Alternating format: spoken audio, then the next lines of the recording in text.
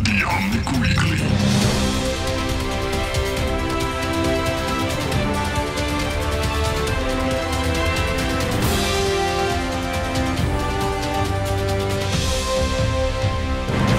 Welcome everyone, it is Sunday, December 17th, and this is episode 163 of the Omnic Weekly. The last episode of 2023. And guys, I had set myself a goal for this episode to get everybody in one screen. And look what we did. Yeah. Woo! Everybody's here. So we got Hannah, we got Frozen, we had a boy LP straight from his car in the sunny and beautiful Florida. Even his car turned up to the podcast. Exactly. How you guys doing? Somewhat. One way or another, had to make it here. Yeah. He drove all the way, and then he realized, like, wait, I don't need to drive. I just need to call in. All right. Anyways, I'm going to do that right now. Let me just sit in my car and do this. It's the only place he has AC, guys. Come on. There with the man. It's like 24 degrees Celsius down there. Hannah, you look so festive today. I know. I thought I'd make an effort because festive. Yeah, I wish I had done that too. Frozen, I feel like we're kind of underdressed, the two of us. I don't have anything festive, so otherwise I would have. Underdressed. I mean, Frozen, that is about the most edgy thing you can say. I don't have anything festive. I'm German. The only thing is like a small music box that I have that plays Christmas music. Yeah. And it's also a cookie box that I got last year from my grandpa, but otherwise I don't have anything Christmas related. Yeah, and it's really difficult to wear a cookie jar. I've tried it before. It just looks silly. Difficult. Yeah. You know, if I put it behind me, you won't see it. I have a big head. There we go. I'll put your microphone. And then you can't see me. Oh, that's maybe good, but yeah, I know. Oh, come on. Frozen, please. This is not the kind of space where we shit on each other, or you shit on ourselves. We shit on each other. That's the way we do it. We don't. You're not allowed to talk yourself down. That's what we got each other for. Yeah, and LP. I mean, he's in Florida. He doesn't need to look festive. He looks, basically Floridan. Floridan. Yeah, exactly. Yeah, you know. So, like I said, in Florida, we don't have Christmas trees, so we decorate our palm trees. You know, we decorate our palm trees. That is the most Florida thing I've ever heard. Yeah, I think you said that last time too when he told us that. You said exactly the same thing, and it's true. It is so true. So Florida. Yeah, I mean, so Florida. The only snow we have here is located in Miami. It's fake snow. I know that they do like this. You know that what is that little city called out of the Disneyland that they used to own? Orlando. No. This is like a little village or little town that Disney built themselves, like, I don't know, in the 70s or something. And it's not their property anymore. Celebration, I think it's called. Celebration. Yeah, Celebration. Yeah. I know. And I've seen some videos of them kind of spraying snow on the street just to have that festive feeling. So, I mean, that's the way to. I mean, it's about 20 minutes later, it's water. Yeah, it's a puddle. Yeah, but I mean, we don't get snow down here either, so who cares? It's just cold and miserable. I would rather be in Florida. We had a lot of snow a few weeks ago. All right, Frozen, come on. You're still bragging about this. This has been going on for weeks now. We asked you like politely 12 times. Because I used to mention it all the time when I was so happy that we had so much snow, and he was so mad because they didn't have it. In the middle of my stream, you're playing Overwatch, and all she can talk about is snow, and everybody's dying around us. She's, yeah, I got snow. Whatever. You guys die. I don't care. And while I'm here, I don't know. You can't see because the blinds are closed, but it's just rainy and cold. I would rather be in Florida, to be honest. One day I'm going to be in Florida for Christmas or somewhere warm. I just want to see it. But anyways, guys, decorate Christmas trees together. Palm trees, exactly. Well, I'm actually the correct height to decorate palm trees, so I might actually be a good asset for Florida. What is going on with your cat? And it seems to be people that are listening can't see this. This is why you need to check YouTube. It's been such a pain in the bum. Hold on. Yeah, right. Okay. This, like, every person that owns a cat knows about this. They want to go outside. You pull open the door and they just sit there watching the void beyond the door, not moving, not budging. Hey, kitty. Which kitty is this? This is Lulu. Lulu. She is 17 years old. Oh, damn. It's also an old kitty. Yeah. So this is why you watch the podcast on YouTube, so you can see Lulu. Yeah. Exactly. Yeah. My oldest cat is also kind of 17. I'm all kind of she's also a grumpy old lady, kind of set in her ways. It's beautiful. I love it. I was gonna say you have a new family member. Yeah. We got a new kitty yesterday, Jaka. She's so cute. She's so cute. She's still got that kitten milk belly as well. Yeah, she does. And everybody, like, let's say that I got like at least 6 or 7 comments of people calling me out or telling me that she looks like a Toothless from How to Train a Dragon. Yeah. She has that stare in her eyes. The eyes are just at the right spot, and she's black. She's wild. She's wild, yeah. The other cat, like the middle cat, is not having it. She's not happy. She's really angry. There's like, I got a few scratches. You can't see it on the audio podcast, but on the video podcast, you can see my wounded hand where the limbs are hanging on barely because of this mauling cat. It is really angry. Yeah, but there was a stray cat from my sister-in-law that just sent us a message like, oh, they found this stray cat. It needs a home. You guys interested? And we were like, yeah, sure, bring it over. Aww. And then we have this little tornado going through the living room, and the other cat is like, fuck this shit. This is my space. She needs to go. I'm too old for this. That's not the old one. The old one has a separate kind of part of the house. She's kind of okay. Now, the old one is like, she will not tolerate anybody near her. Like, doesn't matter, human, cats. She allows me and Hilde, and that's about it. Don't try and approach her because she is lethal, literally. Like she scratched my mom once, and my mom had like the whole wound started infecting, and then it was really kind of creepy. Like, what the hell is this cat? What is this cat just dipping her nails in poison just before she knows someone's? Might be. Yeah, she's evil, but she's awesome. I love her. She's amazing. But anyways, guys, you ready for the holiday season? Because this is the last episode of the year. We're kind of gearing up. I am. I don't know about you three, Yeah. but I'm festive. Yeah, you are. For the people that can't see it because they're not on YouTube watching this, Hannah has a little antler. What is it? Like a? Is it on your headset? It's just a little. No, it's just Oh, okay. a little headband. Headband. Okay. It's in front of the headset. So I've got antlers on, and I've got like a scarf that's black with like silver reindeer and stars on it. Beautiful. I wanted to get my Christmas tree up before the podcast, but I didn't manage because it was sunny this afternoon outside, and I was like, I need to go outside, sunlight. I need my vitamin D. The only thing I have here that would be kind of Christmassy was a crown. What the hell? What is that? Ice Queen. It's a That's crown. amazing. Yeah. That is an amazing looking crown. You just kind of pull that out, like, oh, I have this old crown lying around. I Anyways, just have it here, next to me. I have this mammoth head that I just found. Maybe we can use that. For my American listeners, I realize the Europeans always like putting their Christmas trees like 5 days before like the Christmas season or the Christmas holiday, while we're over here like as soon as Thanksgiving is over, the next day, boom, Christmas tree in the living room. You wake up to it. You don't know how it gets there. You just. But How is it there? I expect Why if is it we decorated? had like a proper celebration in November, we would probably end up doing the same thing. But like the closest thing we have is Halloween, and some people do put decorations up like on the 1st of November because it's the day after Halloween. But a lot of people just don't because they feel like it's too early or they haven't organized it yet. Most people start putting their decorations up like in the middle of December, maybe a week into December.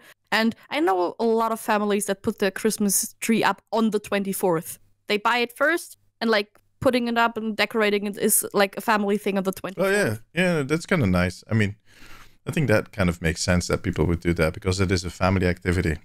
And then you have it until right before New Year's, and then you throw it out. Oh, really? For us, it kind of sticks around till 2 weeks I after mean, New if Year's. it's a real tree, then that makes sense. Yeah.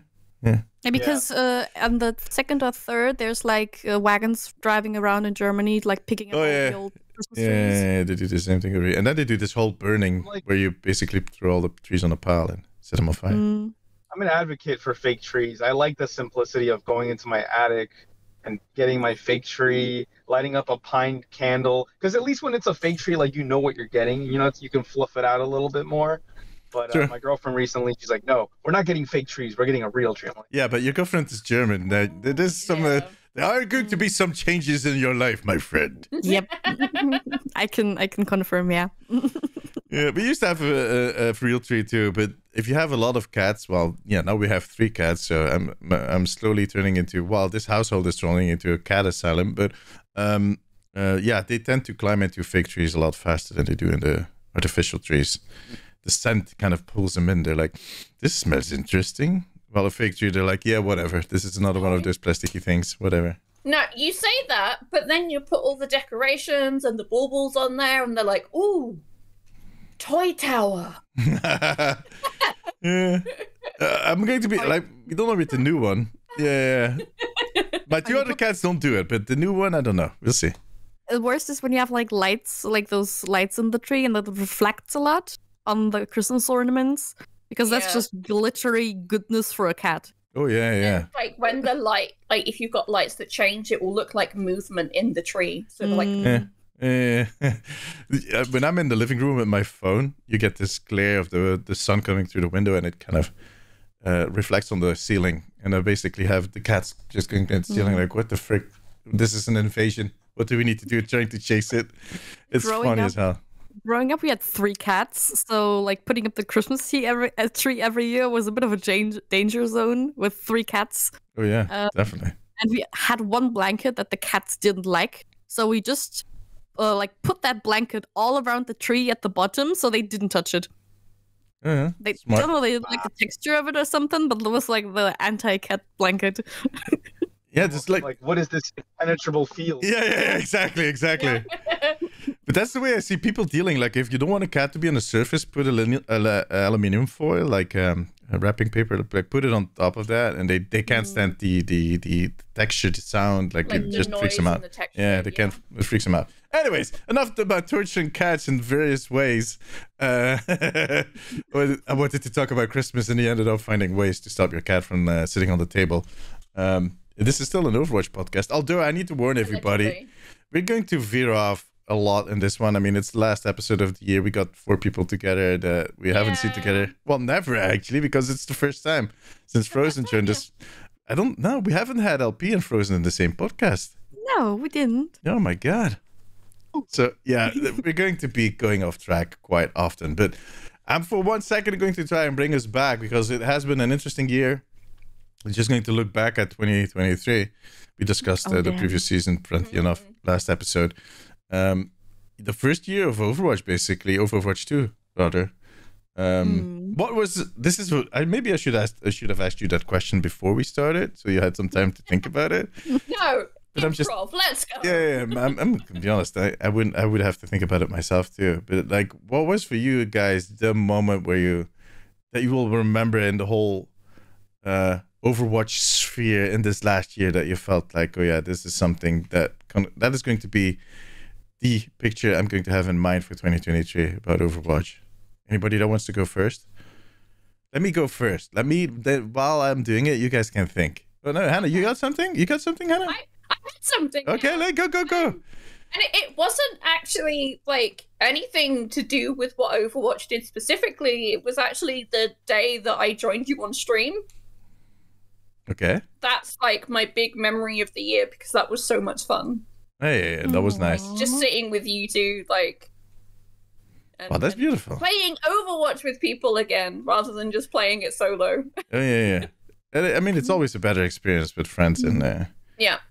I know that's not actually related to any good things we've had with Overwatch this year, but that's like a kind of like a standout. But let me put it this way. It kind of ties in into the fact that this is the year, and I want to remind you, Hannah, your biggest gift is still coming. At the end of this year, Bobby Kotick is leaving.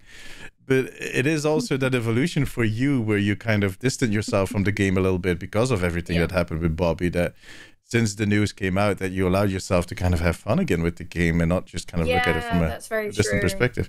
So that is kind of taken. My favorite thing about the year is the fact that Bobby is leaving. Yeah, exactly. Throwing a party. Frozen, you were about to say something before we rudely interrupted you. No, it's fine. But I just... A memory I have a lot from this year specifically. It hasn't been too long, but it was the first time... I think also was actually also on stream. But like the first time I noticed that the feeling of the old community, of the old Overwatch feeling is kind of back for me. Like why I started playing, like that kind of returned with, I think we were on, which map was that? I'm not sure. But it was just like we were just sneaking around, starting like making friends with the enemy. Like at the end, everybody just jumped off the cliff. Like, I don't know, that was on Blizzard World. That was on Blizzard World, yeah. Old Overwatch thing to happen, and I loved it so much. And that was the point where I thought everything's going to be okay. We're back. Yeah. We're back. That was the point where I thought everything's going to be fine. As long as things like that happen again, everything's gonna be okay. Yeah, I kind of love that the fact that instance. I remember it very. It was not too long ago, indeed. Like it was on the end, like the final point at Blizzard World at Blizzard. The Disney themed map, whatever. People just started kind of goofing about. And I was more focused on the sounds that everybody made while they're going down the, in that last, like, just before the final stage, you have that big gap, next to in the Diablo zone. And I discovered at that point that if you are not looking at the gap, people that jump in will make a splash sound. And if you are looking at the gap, they'll make an sound. So depending on where you are standing and people are just, this is so weird. While Frozen was having this wholesome moment of, the community's back to its original goofiness, I was like, oh, this is interesting. If you watch it from here, that was such a nerdy thing for me to do. I mean, I make Overwatch content. It triggers me. Is this sound design? Is this a bug? Yeah, exactly. And they were just goofing off. I think they let us win that match too. They let us win. It was so adorable. Because also, like, I just crouched at some point, like, because, like, sometimes before I get killed, I, like, look on the floor and crouch a bit. I'm like, oh my god, I'm gonna die, like that. And they didn't kill me. They just looked at me and started crouching too. And that was kind of the start of everyone, like, being friendly and like dancing and sitting around. I love games like that though. I have had a game like that this year. It was adorable. It started with the enemy Kiriko, and then like just more and more of us were just hanging out. Like we were all just on the point, so it wasn't going anywhere, but we were just hanging out. Like That's so interesting because like I think at the start of October was when I noticed that shift. I'm having wholesome things like that happen again. The more wholesome people are in the chat, because I'm quite goofy in my games. I'm like, I sometimes write goofy things in the chat, and it just brought back this old nostalgic feeling of, this is nice. Everyone's on the same page. Like, even though like at some point we like sometimes continue to like kill each other, but it was just so Overwatch. Yeah. If you get that. It was so Overwatch, and I love that so much. Yeah, I get it. That's beautiful. That's a lot of meaning to that one moment. LP, do you have something in mind? He put on his sunglasses, so I think a deep secret is coming. Yep. No, it's actually really sunny outside. Like the sun is like right in my eye. Oh damn! So I had to like make sure that I'm squinting the whole time. Like, yeah, you want to avoid the wrinkles. Yeah, so I think for me, the biggest highlights of 2023 had to be Mayhem winning the of Overwatch League Championship. Yeah. I think, coming from like Open Division, because back in 2018 and 2017, I'm not quite sure which one it was, but there was obviously the Overwatch Open Division. This was before Overwatch League, and Misfits before Mayhem. They had won that against FaZe, or was it FaZe or... Yeah, no, it wasn't FaZe. It was Fnatic. It was against Fnatic. Oh, no, sorry. Oh, my God. They won. Team Envious. So, I know we're getting off on a tangent here. No worries. Misfits won the first Open Division against Team Envious. And now kind of going back full circle, taking the last Overwatch League trophy, the big Overwatch League, which, by the way, it was in my office the other day, and I carried it. Oh, damn. It weighs like 50 pounds. Oh, really? I think like 25 kilograms. It's really heavy. It's a really, really heavy trophy. Like, really heavy. I'm surprised gamers could hold that. Like, I'm like, how are there... These squinty little arms. How do you keep this up? Yeah. And then I guess my last one would probably be, I really enjoy that we threw in a Peruvian hero. Shout out to Andre, we had heard in the podcast. Yeah. And we got to hear the whole thing about, Ilari and great. Yeah, that was indeed also a beautiful moment, and it was nice to be able to talk to her. That was a nice episode.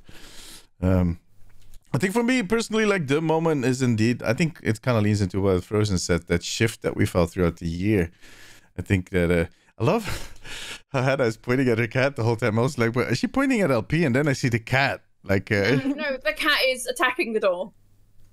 Attacking the door at this point. All right. You need to explain how the doorknob works or something. No, like I think both me and Frozen play the game a little more than both of you have the time to do so. Yeah, I can see he's taking. No way. Because for me, it's actually kind of my job now, and Frozen helps me out. So, and we could kind of. I've also felt this switch, and I think it came. I'm not going to say with season 6, but season 6 definitely was a changing point. And after that, you started feeling a shift in attitude for the team, and they've been talking about communicating more forever. I mean, that is something that we keep hearing over and over. We want to communicate more. We know we're not communicating enough. And the more they said it, the less it happened. But I do feel like now we've kind of entered a new era. It's generally happening. And you feel the shift. And I think it has a lot to do with everything that is changing at the company, that is changing in the team. Also kind of leaving the old stories behind. Kind of a lot of people left from the old team, and a lot of new people kind of took on leadership roles. And while it is sad to see those old people leave, you also kind of leave the baggage behind, all those old aspirations, dreams, and whatnot. And you kind of feel a focus, and a very open focus to listening.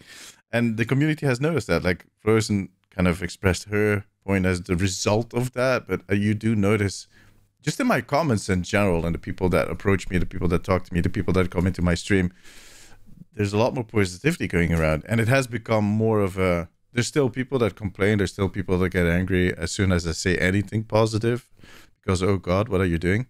But overall, you do feel the shift of an attitude with the players. And I think a lot of it, sure, the old Overwatch community is partly back, but also the new people that come in are still so open-minded and fresh. They don't have those same kind of, the same baggage, those same promises that were made to them, because a lot of the saltiness around Overwatch is about everything that they promised and not delivered on, which is understandable. But at some point, it's also getting like waving your hand at the fist at the clouds. You know, you're kind of, but it's not going to materialize. It's not going to change. Like every time you post a comment on one of my videos where you say, they should give us PvE instead of doing all this bullshit, I'm like, dude, let it go. It's not like going to Elsa, happen. let it go. Yeah, it's not going to happen. It sucks that it didn't materialize, but it is what it is. Yeah, LP just keeps disappearing once in a while. I think he just checks his. I think every time he checks something else on his phone is just overheating. Oh, that might be it too. Yeah. There you go. He's back. Okay, I'm back. Yeah. Then I mean, I do feel in general the community is moving forward, mainly kind of propelled forward by the new people joining in that are just kind of having fun. They are just coming in and they're like, hey, this is fun. Oh, I'm getting free skins. Oh, I can get this skin. Oh, I can do this event and get this skin. While all the older people are like, we used to get everything for free, which is also a lie. It's just an illusion. Yep. You thought you got everything for free, but no, you got a lot of frustration. It's kind of funny. Remember how we said last time that people kind of look at loot boxes as if they were the solution, but back in the day they were complaining. I was talking to my girlfriend Hilda. She hasn't played Overwatch in a while. And we were talking about it, and I said, and people keep nagging about these loot boxes, but all I can remember is people complaining about it. She was like, oh, hell yeah. Like, remember doubles? And I was like, yeah, doubles. That was it. We kept getting everything double. Yeah, already have that. It just brought back this huge wave of frustration that I cannot get explained to a lot of people. They're just kind of in this one, they have tunnel vision. That was better. If you kind of remember like how loot boxes actually work, like they just removed the gacha feature kind of, because when I remember how it was with loot boxes back then, it reminds me a lot of how Genshin is. And like how like because like I think I pulled something and I've complained about it. I was like, wait a second, this is kind of the same as when I complained back then I got the legendary skin twice. Yeah. But that's just it. And people are like, I want to be surprised. Dude, yeah, there's so much things that will surprise you in this game. Just don't look at these stupid boxes that will just get on your nerves. What you're saying is you want that. Because like the whole psychology behind like gacha and loot boxes is because there is a point just before it opens where apparently you feel the same happiness as if you'd won exactly what you'd wanted. Yeah. Like there's this point just before it opens where you get that same rush of chemicals because at that moment it is entirely possible. Yeah. That's the feeling that you're after, and that is a feeling that a lot of companies and stuff exploit in order to get people into gambling. So yeah, definitely. Be careful what you wish for when you say you want to be surprised. Very good point. Conditioning us to become gamblers. Exactly. All along. And then we move to Vegas. Yeah. Like, I know it's, you know, on the one hand, it sucks that you have to pay to, you know, get the things you want, whereas before you had a chance to get what you wanted without having to put money into the machine. But that's not... it's not worth it. That's not the way forward. No. First, that's also just not how life works. There we go. Wise lesson from the youngest of us. Yeah, really, it's just not how life works. No, it's true. It's very true. It's very true. And we also need to realize, and that is coming from my professional side, yeah, those people also need to make a living. They also need to make money. Yeah. The $20 skins I still find are way too expensive, but other than that, they also need to make a living. So I can understand that they charge money for certain things and that they can't give everything away for free. Nothing, like, there's this saying, I don't know if they have it in English, but they say it in Dutch. The sun does not rise for free. Like, that's what they say. Like, that's a Dutch saying. Like, just saying, like, everything costs something. Yes, it does. I've never paid for a sunrise. Yeah, that's what you think. That's what you think. You need to check your bank account, buddy. Just look at the taxes. You can't pay with other things than money. Yeah, Every exactly. sunrise, you lose a day of your life. Oh, there we go. Jesus Christ. He's not wrong, though. Yeah. That explains it. But I think it's been an interesting year. Christmas, everyone! Christmas time, holly jolly! It would be us if we didn't occasionally go somewhere very different. Yeah, I know. Yeah, but I think it's been an interesting year as you this shift in the community, but also in the game itself. I think they are very steadfast, and we're going to talk about what we kind of expect for 2024 after New Year's. We're going to just first celebrate, hang with the family and whatnot.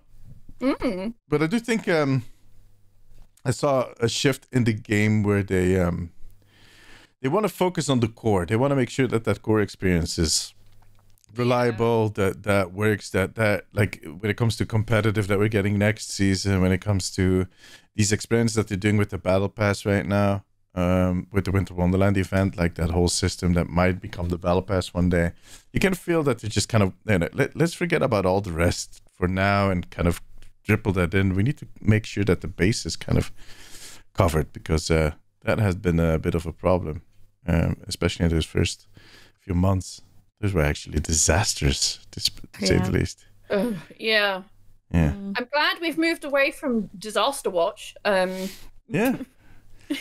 Well, we kind of called it. Like, once they did the whole season 6 release and they kind of just dropped that moniker of its being early access, which was also very funny. They started out early access. They didn't mention it ever again. And we knew. We kept repeating. We were like, every chance we got, don't forget it's early access. Don't forget it's early access. And they never mentioned it. And then right at the end, they were like, ta-da, it was early access all along. These guys from the Omnic Weekly were right. And now it's done. Now we're in release. I will say, though, that, as a casual Overwatch player these days, I've enjoyed Overwatch more in the more recent state than the past maybe 10 seasons. I've been enjoying every character. I've played a little bit of Roadhog, Diva, and I'm just like this is back to the roots, back to the roots. Yeah. Like, it's not the same game, but it has the same feel. Yeah. And I'm okay with that. Yeah. Very okay. Yeah. It is still unique. I think we sometimes, or the community, I'm not talking about us for it, but I think the community in general sometimes doesn't kind of take enough distance from what the game actually delivers and what it... I see some people kind of shitting on it like it's the worst game ever. Well, if you look at it, if this had been made by someone completely different, they would have been praised into heaven. It would have been, but the expectations on Blizzard are always kind of higher, especially after Overwatch 1. But if this game was released, the state it is in right now, as a completely different title by a different company, everybody would have been calling it the Overwatch killer, which is kind of funny. And now it's and now it's just kind of the more disappointing, for at least for some people. I mean, I do, like I said, I do feel a shift in the community. But yeah, me too. I've enjoyed the game more than ever, actually. And it's in the balance, the progression that they added, just kind of it keeps you going. Like that bug is back. I got time for Overwatch. Yeah, I got. Yeah, exactly. Let me play a few games. Let me play a few games before I do this. 5 hours later. Yeah, exactly. We're back. Yeah, and I literally now play the game at least like 6 hours a day. I mean, when I'm streaming, I do these long streams now, and it's not like at the end I'm like, okay, I'm done with Overwatch. I'm usually kind of done with just being constantly talking, and keep an eye on everything. That is kind of the point where I'm like, okay, 6 hours is kind of okay. Sometimes at the end of the stream, one more, no, one more. Yeah, well, I'm not going to end the stream on the loss. Come on. Yeah, that's turn syndrome. What? Go ahead, first. Go ahead. Oh, it's so interesting because all of the people that actively play Overwatch, even casually, I notice how much positivity there is. And every time I hear someone again that like hasn't touched Overwatch in half a year, that's the people who complain. That's actually a good point. Who don't play the game. Yeah, and I've said it a million times. I want it on a t-shirt. It's cool to hate Overwatch. Yeah. The cool kids love to hate Overwatch. At this point, we just need a t-shirt shop. We have so many t-shirts that we need. 2024, guys. I'm working on it. Wait. We're giving Overwatch way too much praise. I do have a couple negatives to speak about on this year. Let's clap it up for Overwatch team. They've done a great job. I will say though, one of my, I guess, like I wouldn't call it a pain point, but one of the more lackluster areas of Overwatch this year has been the maps. I haven't necessarily been inspired by like what's the new the new Samoan map or the new Maui? Is it Maui? It's called Samoa. It is Samoa. Samoa, yeah. I love it. I think it's a cool beachy theme, but I feel like there's nothing like that's really adds depth for me. Same with the Frozen map or the kind of like the Eco Point. The Eco Point Antarctica. A lot of people don't like that one. Penguins. Yeah. Penguins. Yeah. It doesn't feel very inspired to me. It feels like it was just like, let's throw a map together, make it like somewhat close to the lore, and just I feel like back then when we would look at like like Castillo or Rialto, or like just these maps had like little bits and pieces of like information and lore that I would just love to go around the map and like play solo and just kind of experience like it from an RPG perspective. But I feel like these maps don't give me that sense of like, oh, let me go into the map and explore what's here. And I do have to say, LP, like with the new maps, like both Samoa and Antarctica do have lore elements, but that is just the thing. We're kind of at the point when you start playing, you don't notice them anymore because you just kind of rush past everything. But what I always do is when a new map comes out, I make a video about it. And I've noticed like with the whole Antarctica has a lot of May lore hidden in it, like not only May, but also hints at future heroes and future locations and whatnot. But the thing is, I think what you're pointing at is that it's all kind of been moved out of the way to keep that funnel of just PvP content, keep that going. And where it used to kind of be more where you would probably run into something that is a lore element and be focused or kind of confronted with it every single time you played it. It's now kind of hidden somewhere. Same with Samoa. There's a whole Maga has a whole room there. with Zarya poster on the wall and has like a bomb that he's kind of working on or something, which hints at future content. He has a book with a photo of Baptiste that he's kind of seems to be following, that he seems to be tracking. So there are elements, but they're not in your as much in your face anymore. Maybe that's the thing. Maybe those elements used to pop out more. Yeah. Earlier, Yeah. and now they're a little bit more of an Easter egg in somewhere along the map. Whereas back then it was like, you're seeing like you spawn in Gibraltar. You're right, like you're right in Winston's pad. Yeah, exactly. And stuff. Yeah, exactly. That's exactly it. Felt a little bit more consistent. I mean, now it's like I have to look for it. Yeah. Maybe that's what it is. Maybe they pop out more back then. I mean, it was very like lovingly made back then when they had things like in Hanamura after the animatic with Hanzo and Genji came out on there, that suddenly like traces of the arrow appeared on the map and like damage, things like that was done with so much love. And I don't know if they don't have the time right now, if they're just not thinking about things like that right now, but it would be nice to see. I almost called it Jumanji. Numbani, yeah, with the changes of when Doomfist came out, they changed the container and whatnot, and the same with Route 66. Although they did some changes to Route 66 that are kind of interesting and funny. I don't know if it's a matter of time, to be honest. I think it's just, maybe. I don't know. How long it takes to like make and push out a map? Is it just that we're kind of seeing the backlog of sort of like the old way? I say the old way, like the disaster watch way of making things. Where, like there's all this pressure on them and stuff to get stuff out. And so the more maps we see, the more likely we are to see like maps that were made under like the new vibe. Possibly. It's hard to say. I do have to say I like the like I'm not a big fan of the Antarctica map myself either, because it's Antarctica. There's snow, there's ice, there's buildings. It's not snow and there's metal. Yeah, exactly.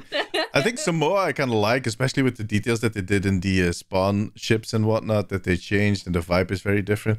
Coconuts. The coconut, yeah. I don't know if you guys noticed this, but if you win that one point, that the point that is kind of a little lower, with the capture point is a little lower. If you capture that, coconuts rain from the sky on that point.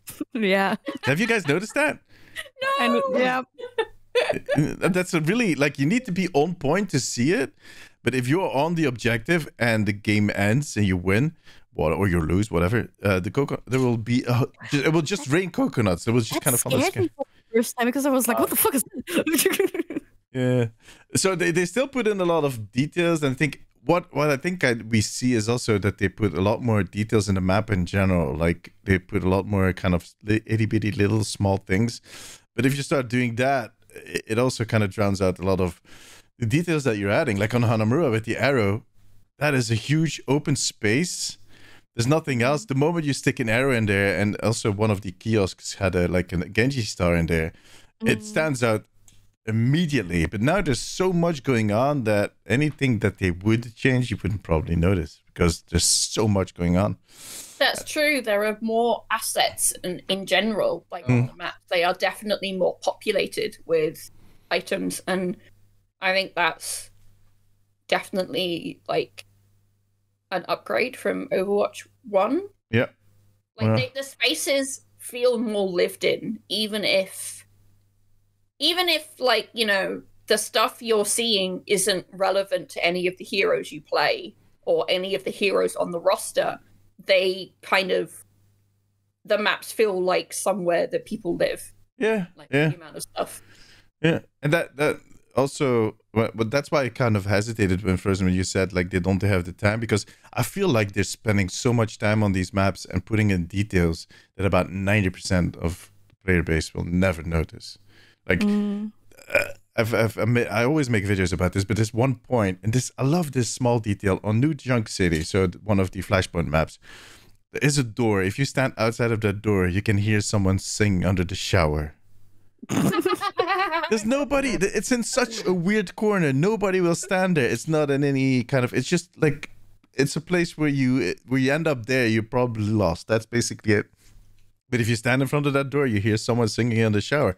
And then there's other places where you can hear people watch television shows. Well, someone pointed out to me on YouTube that it is the Pachi Machi game show that is going on, the thing that they kind of used for the Roadhouse thing.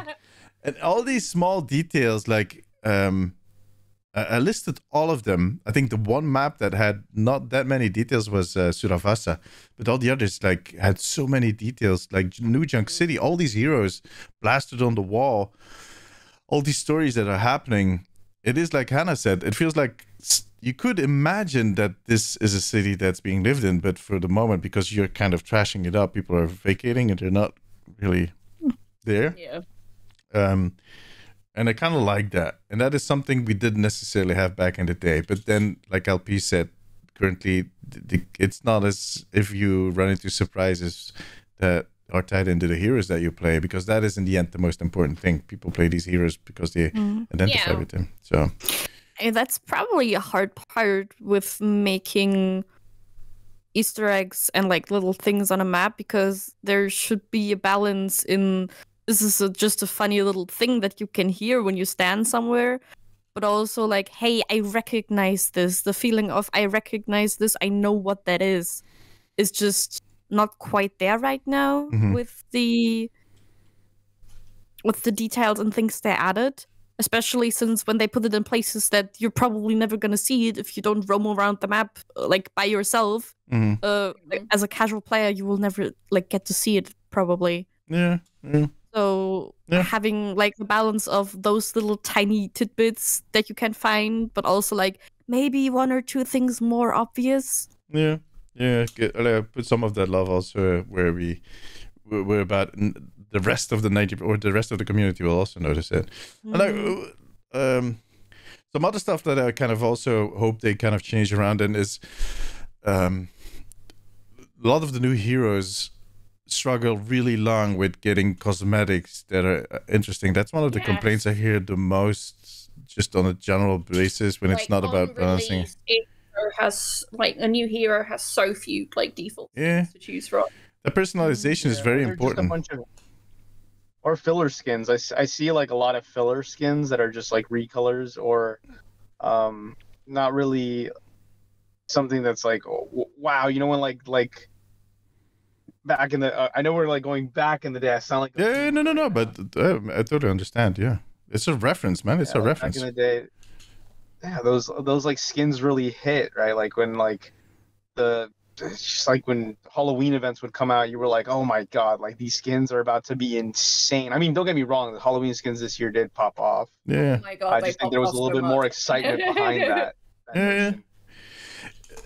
Does anybody remember? I'm just going to put a number out there that I think it was that was about the number of skins we got. But when a new hero released in Overwatch 1, we got I think like 3 or 4 legendaries, a few epics, and then the recolors, like LP said. Yeah, I feel like there's always list of 12 skins. Sort of like 2. I could be exaggerating a bit, but I think you had like 2 legendary skins, but you'd also have color variants, so you'd get 4, but it was like 2 different skins. 2 sets of 2s. Yeah, and then, you know, you'd have maybe like 3 purples that were a bit different, and then you'd have the 4 blues that were all just recolors. But now I feel like you get half as much, maybe? You get the recolors and you get the 4 blues. Yeah. And that's it. Maybe one like now for Maga we had 2 skins, one in the battle pass and the magma one. That was it. That was it. And but there's no like default legendaries to really pick. No. Lifeweaver, for instance, is struggling, man. That like he doesn't have he does have like legendaries, but they're all kind of very similar, and there's nothing that jumps out. And I do understand that they also need to make content for all the other stuff, the battle passes, the events and whatnot. Which that's why I'm saying that I hope we get back to that. A hero kind of releases rather with a proper set of cosmetics, with kind of all the proper. I feel like bells it and would whistles. sting a bit less, because obviously the more heroes they introduce, the less likely it is that your favorite hero is going to get a new skin. Like, if everybody gets a completely even spread of skins, which I know is not true, but if they definitely not. You would get less and less likely to get the skin that you want. But I think that would sting a bit less if you had a starting pack, at least. Yeah. So you could have that to tide you over until the new stuff released. Yeah. But at the moment, you're not really getting a starting pack. And then it's a lot of the same heroes getting skins in the battle pass at the moment. Yeah. Also, it just stings a bit more when your hero that you like, that doesn't have a lot of skins, maybe finally gets a skin and you don't like it. Yeah. I had that with Ramatra. I think I'm still wearing his Poseidon skin he got in like the season 5. No, season 2. Season 2. Well, season 2. Yeah, season 2 even. Like, I'm still wearing that skin from a year ago because it's the only Ramatra skin that I like. I haven't, like, got myself to, like, I don't really like the other skins that have been coming out for him. Yeah. Also, there were not a lot in a year. No. It actually kind of pointed something out, like the imbalance. It's really kind of crazy. How many skins does Widowmaker need at this point? I every time, I think she's getting a skin on the battle pass. Like, how many skins does Tracer need? All of them. I mean, yeah, that's true. Mercy. That's true. I feel like when we got the it's true, Mercy too. When we got like the I don't want to butcher, but the Korean pop group, Let's hear from that was a bit of like fanfare. Like they were just like, we got to throw these together, please the crowd. But then you're thinking like, dang, like, give me back that like, I don't know. In my opinion, I was like, give me back the Midas Roadhog skin. I don't care about this. I want the Midas. Yeah. Yeah, definitely. And that is actually a good point. Like, we don't know what the future of the Overwatch League is going to be, but it's also going to have kind of an impact on, the Overwatch League was also, apart from the esports element to it, it was also kind of a source of new skins, and kind of it tied into a lot of new skins that we got in the last few years, where I'm going to be honest, some of the best skins we had in the last few years were all Overwatch League type skins. Because it gave them a little more room to go crazy. Because they didn't have to theme it to anything. Or they feeded it towards the teams that also kind of have teams always have that branding that is always kind of pushing the skins a little. I mean, there are some really beautiful skins in there. The furry Reinhardt. It's really kind of a nice source of inspiration. Those are all things that I hope we can I'm curious about competitive next year. But like I said, we're going to talk about our expectations for next year specifically in the first episode of 2024. I think that is kind of appropriate that we kind of do it that way. But yeah, I think it's been an interesting year where we saw some steps forward, but there is still a lot of work. I think we can all agree on that. There's still work to do, but I like what I've seen so far. Yeah. And I think we're going in the right direction. And I think we closed out the year with a lot of hope, right? Sorry, Frizz, what were you going to say? Let's just hope they keep at it and that it's keeps going this way. Well, I think so. I think on this trajectory and we'll be fine. Yeah. I was just going to say, I think we kind of closed down the year with a sense of expectation, with hope, mainly because ABK is leaving the building at the end of this month, and it kind of is. I think a lot of the community in general, not us specifically, are kind of hoping that the shift where they'll get their own choice of their own destiny again is going to allow them to thrive and to kind of do their thing. From anything that I've seen, exactly. Yeah, exactly. They've always done great job. Microsoft does. They do, to a fault even. So we've seen enough instances in the last year, some really big games that failed. You want to run yourself into the ground? That's your choice. Yeah. We let you cook. But I do think they have some good people in the team now. If you look at the leadership, I'm hoping that we continue a good leadership, and not only just that, but also like the people at the bottom as well also can continue to be top tier, folks that really care about the game and put their heart and soul into it. Yeah, I got a good feeling. I mean, for me, BlizzCon, I've talked about this before. BlizzCon was kind of a mixed experience this year for me personally, but what I did see, what I did come back with is with a really big sense of the team behind the game is really motivated. They're really kind of keen on making this a great experience again, and to deliver on the expectations of the community, to the point we're starting to think like, oh guys, we just just take it step by step. Let's see what is going to happen next. And calm down.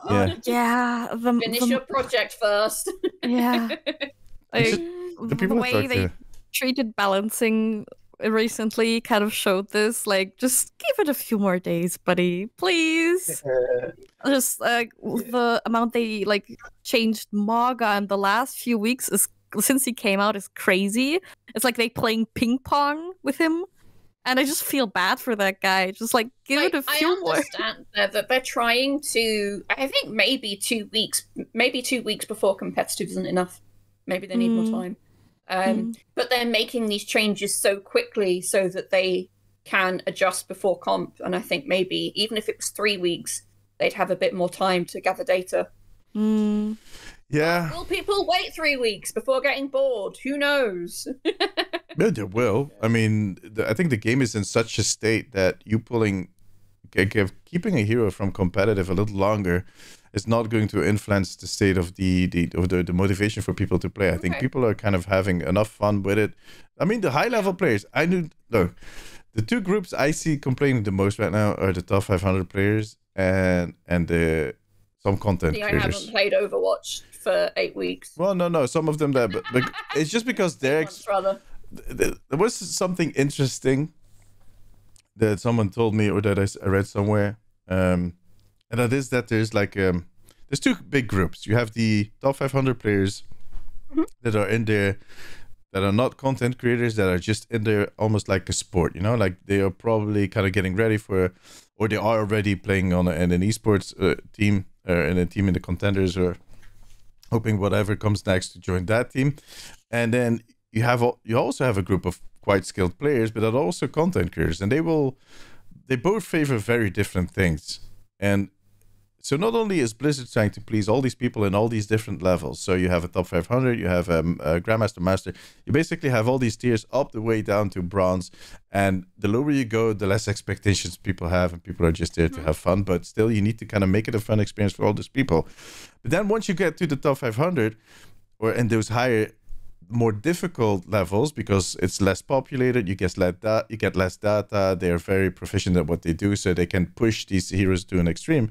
They also have very different focuses. The people that play on the esports level kind of want to have this experience where they have high quality games, where every match matters, that every match tries to help them progress, while the content creators and the streamers just want to get short queues. They don't care about match quality as much. They don't care about people smurfing, people kind of joining in, people from different levels. And so you basically get a clash between these two very influential groups that are talking in the ears directly of, which I've personally seen happening.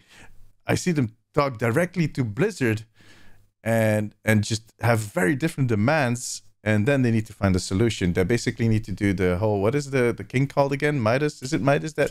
No, who was the king that had this, that decided like, oh, let me cut this child in two, and then you both can have the Greek parable? But I don't know what it was. It sounds familiar, but I can't remember. It's a Greek story where two ladies claim that they come to the king for a judgment, and they tell him like, one lady says, this is my son, and the other lady says, no, she's lying, it's my son. And they keep making their point, and they keep trying to convince the king. Solomon, that's him. And Solomon at some point says, okay, I got it. We'll just split the kid in two, and you each can have half the kid. And then the one mother is like, all right, fine. And the other mother's like, no, just give it to her. I want it to be alive. And then the king decides like, all right, because you want the kid to be alive, you're clearly the true mother, you can have the kid. The other one was like, shit. Yeah. Almost had half a baby. But they need to kind of exactly. Well, it's Greek, man. But then I think the team at Blizzard is also confronted with that kind of duality. They need to make a decision on this, and they need to find a way to match all these people together at that high end. But those are the people that are kind of very vocal, have a direct line to Blizzard. And when Maga came out, they all started complaining immediately. And that was all I saw. And then I saw the echoes kind of roll over my content. And I was like, oh, guys, can you just chill? He's out like for 2 days. You barely know how to play him, let alone you know how to counter him. And they nerfed him to the ground. Well, they nerfed him a little too hard. And now they have to pull back. And I don't know.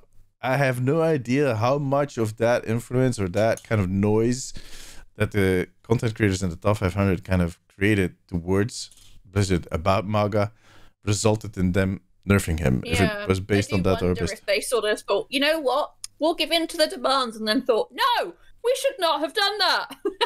yeah, they noticed pretty quick. I'm going to be honest, that is quick. They nerfed him on Tuesday. By Friday, they were already pulling back. That is fast. Something must have been really, really wrong. Something must really have gone wrong in the statistics for them to react that quickly. I know they wanted him out before competitive, and they wanted to do the fixes before competitive, but if they did not feel comfortable doing those changes, because they also revealed that he felt underwhelming and underpowered during the weekend, but that they actually saw in the statistics that he wasn't that underwhelming and underperforming, but they still buffed him because they wanted to kind of change that perception. We've talked about this before. I asked him at BlizzCon actually how they deal with the perception, and I guess they still are not, they haven't figured out the golden, I don't think they ever will find the best way to do it. I think it's, but yeah, I think we as a community... It's very difficult to do. I'm not surprised they struggle with it at all. Yeah, definitely. But I think we as a community need to take the time to properly learn a hero and how to counter him before we start complaining.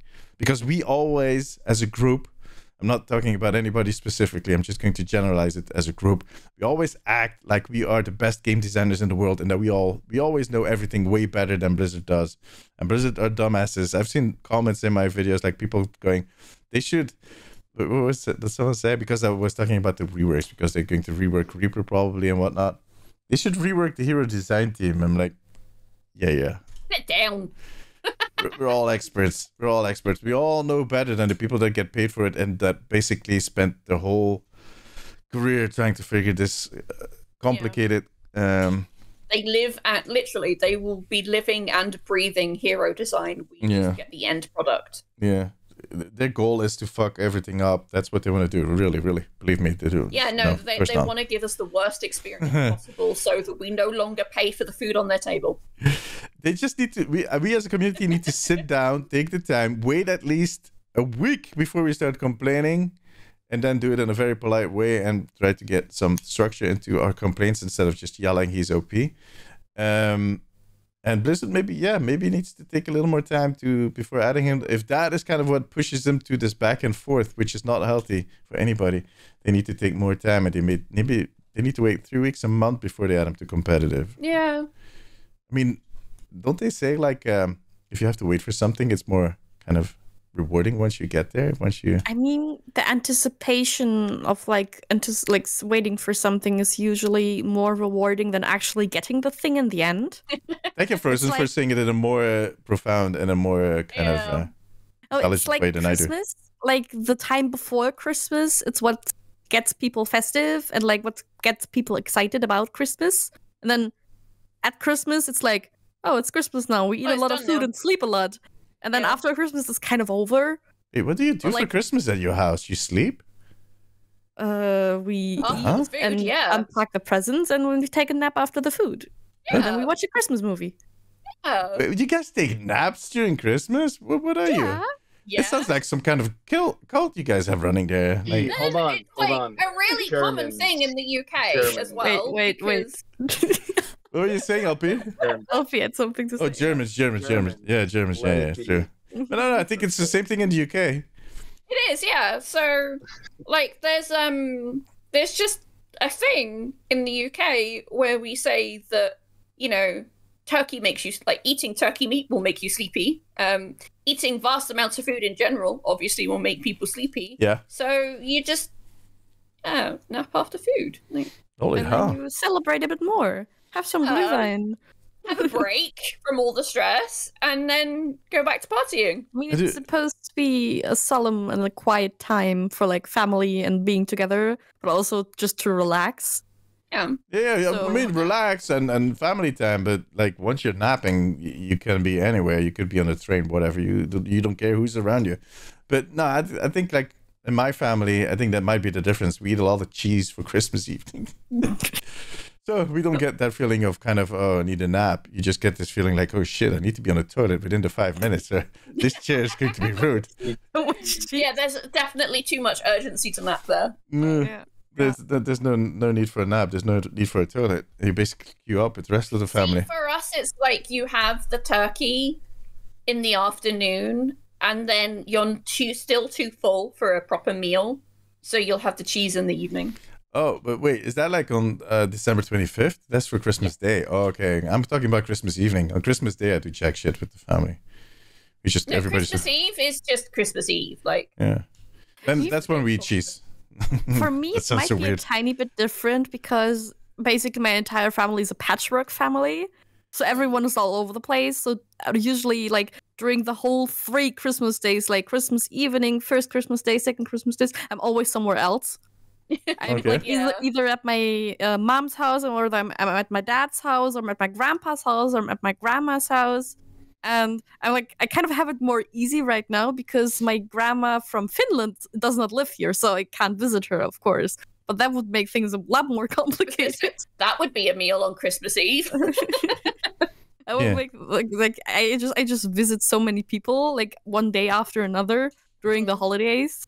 And sometimes you just want to take a little nap. How many Christmas meals can you fit in 1 week? Too many. Yeah, you guys go all out. Jesus. How many Christmas meals do you have, LP? You have about, like, maybe the Christmas day and the night before Christmas. About 2. Yeah, same for me. That's about it. I mean, I don't need to... But also, like, we open presents on Christmas morning. Like, the 25th. I know everybody else opens them on the 24th or something like that. Oh, is that? I figured that in the States it was really Christmas morning because that's what we see on television. You guys go, and your jammies going, yee Christmas, Santa was here. Yep. Christmas morning. Yeah, that it is a celebration thing. Yeah. We don't, like, my family doesn't do gifts on Christmas. We wait till New Year's. We're kind of, an atheist bunch. We're just like, whatever. Yeah. That sounds horrible. The anticipation. Yeah, no, it's just a week later. You just wait. It also gives you 1 week extra to buy gifts. To buy stuff, yeah. See, my family does it earlier. We do it on the 21st, because that's like the shortest day of the year. Oh yeah, that's true. So we celebrate it then instead and have like a combi sort of New Year's and Christmas at the same time. This is the difference. You guys do it in America, you do it American style. Then you have my style, which is the atheist style, who does it on a New Year. And then you have the witches doing it on the shortest day of the year. Yeah. Yeah, I was looking at that too. Like I noticed that the sun was going down at 4 in the afternoon. I was like, when does it start getting longer again? So this afternoon I was looking at, 21st, 22nd. Cool. First, you were about to say something before I started ranting about I already forgot. Yeah, that's the way I do it. Like, I'm leaving for my Christmas on Tuesday. You're going back to the family? Yep. LP, who are you celebrating Christmas with? So the day of the 25th, my girlfriend actually comes from Germany. She's visiting me on the 25th, like the Christmas day. And I'll be with family. I'm going to introduce her to the fam. Oh, nice. Beautiful moment. It'll be a fun I'm Christmas doing the day. same thing this year on the Wednesday. Oh, there we go. Yeah. Introducing the new partners. Yeah. Yep. Beautiful. And I was going to say, your girlfriend comes over to Florida a lot, but I understand. I mean, she lives in Germany. I can completely understand why she's like, no, I'll come over to you. It's fine. It's a bit dark here, yes. Especially I don't want to be in the snow. I mean, in Frankfurt itself, probably not a lot of snow. Like, it's too much of a big city. But the area around here is very snowy sometimes, yeah. Beautiful. Yeah, there we go again. I haven't even seen snow, and I'm about to be 30 years old next year. So. Goddamn. Goddamn. It's a cold, wet. Decorating palm trees. The best part about the snow is the noise it makes when you stand on it. Yeah, it actually is. It makes this really nice crunchy sound. Yeah. And throwing it is also kind of fun. And the way everything is just more quiet outside suddenly. That's the best part. Because it absorbs so much sound because it's like so fluffy. So like just it's so quiet outside. You can like never replicate it with anything. No, it's like it's incredibly peaceful like at nighttime. And everything slows down because cars can't drive as fast. People can't walk as fast. People are just always more in a kind of good mood when it snows because it feels so festive and it feels so nice. Everything just has a blanket. Yeah, exactly. My friends who live in the snow say that I should go out and try the yellow snow. Yeah, it tastes like lemonade. Yeah, don't do that. Yeah. If you see them pour the lemonade in, I might be safe. But if you can't see anybody pouring lemonade, no. And the brown snow tastes like chocolate. Yeah, sure. Wait, what? Does brown snow too? I don't want to know. I mean, but don't try the red snow. Right? No, never try the yellow snow. Don't try it. I think it's a trick. They're trying to trick you. So that is everybody has their own traditions coming up. It's going to be a beautiful, nice end of the year. All right. Well, maybe let's make it also the end of the podcast. What do you guys think? Yeah. Seems good, yeah. Yeah. Don't know about you guys, but I'm hungry. What time is it? Well, I still have a few. I can still edit this podcast before I go for dinner. Fine. And LP needs to get out of his car before the cops roll by and think that he's up to something really, weird. Devious. Yeah, devious indeed. All right, guys. It was a pleasure having us all together here. Yeah. So nice. Yeah. Let's hope we can do that we at least get a few of these 4-person episodes next year. Enjoy the rest of the year. Enjoy your holidays. Yes, happy holidays to everyone. Exactly. Yes, season's greetings. Happy holidays. Merry Christmas. I need to look at This is the year that I actually reveal my favorite Bastion skin. Oh, no. No. Oh. 2024, you think so? I don't know if the universe can handle that. I think it might That's true. No, it might just collapse. We'll sprinkle it in one of the podcasts, and we'll be like, all right, you just have to keep listening. Yeah, but just letter by letter. Just keep listening, and we're just going to tease letter by letter what his favorite Bastion skin is. We're going to have to find a really long Bastion skin name. But I won't even do it in order. I'll do it out of order, so you have to piece it like Nicolas Cage. Yeah. Tom Hanks in what was that movie again that he did? Da Vinci Code. Yeah, Da Vinci Code. Yeah, that's the plan. This is how we get listeners and viewers, just by making it in one big puzzle. Create a conspiracy? Is that what you mean? Yeah. Isn't that how you get more people in here? Yeah, it's the only way. It's not like we're saying the only way. What was I going to say? We'll probably. Well, no, we're most likely going to be back. What is the? I don't know the exact date. There's not going to be an episode for the next 2 weeks. That's basically it, because next Sunday is Christmas Eve, and the week after that, it's actually New Year's Eve. So that becomes probably the 7th. Something like that. I think it's going to be. I think it's going to be the 6th something. I can't look right now. Saturday. The 7th is the Sunday. It's 7th to Sunday? Okay. There we go. Yeah. That is the 7th. I couldn't check because I can't pull up my calendar. Otherwise, I'm ruining the recording. But the 7th, you can expect us back. It would be nice if we get all 4 of us, but I know we can't plan this far ahead. We'll see, how it turns out. But then we're going to look forward at everything that we expect for the next year and what our hopes and dreams are. Yeah, exactly. For Overwatch in the next year. So that should be, and it's also going to be, it's also going to be about all the food that we ate in the last 2 weeks. Yeah. So oh, yeah. You can count on us for your food and weather chat. And Overwatch. Overwatch is in there somewhere. Overwatch is like third on the list of what we talk about. Food, weather, and then Overwatch. All right, ladies and gentlemen, let me start out on the top. Frozen, can you tell these lovely people where they can find you? At Frozen Unicorn on Twitter and Instagram, and the first O is a 0. There we go. Hannah? At Plush Noodle. And LP? I'll be in Florida. Okay. You can see him in Florida. Check him out at Lone Spawns if you want to see what he's up to on Instagram and Twitter. We're actually... You can find me on DMC's TV on Instagram, Twitter, TikTok, but also on Threads now, because us Europeans got access to Threads. So both DMC's TV, both. You guys dance. I'll keep going. DMC's, you guys need to watch this episode, seriously. If you're still listening and not, you can listen and watch. Listen first and then watch the episode again on YouTube. It's totally worth it. They're all dancing. You want to see this. It's just that simple.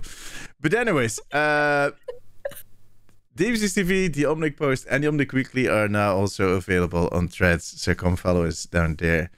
I want to thank our patrons for their support. You guys are legends, and you too can become part of the Omnic Post family over on patreon.com/the Omnic Post.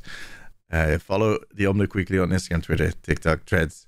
But the best way to get updated on when we put out a new episode, I'm really kind of prolonging this, so they need to keep dancing and dancing and dancing, is to just make sure you subscribe on whatever platform you watch or listen up, piece of fish. This podcast. That way you'll get notified immediately. All right, I think it's time to call it before they Alpine drowns and the ladies are too tired. Thank you very much for watching. Thank you very much for listening. We'll see you guys in the next year. Till then, take care of yourself. Take care of each other. Bye-bye. Bye. What is that? Fireworks? How the freak did you do that? I did that.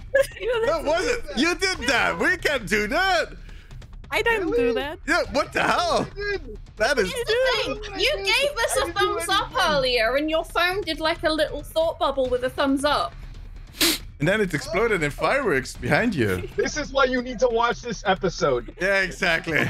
Yep. All right, bye-bye. Bye-bye.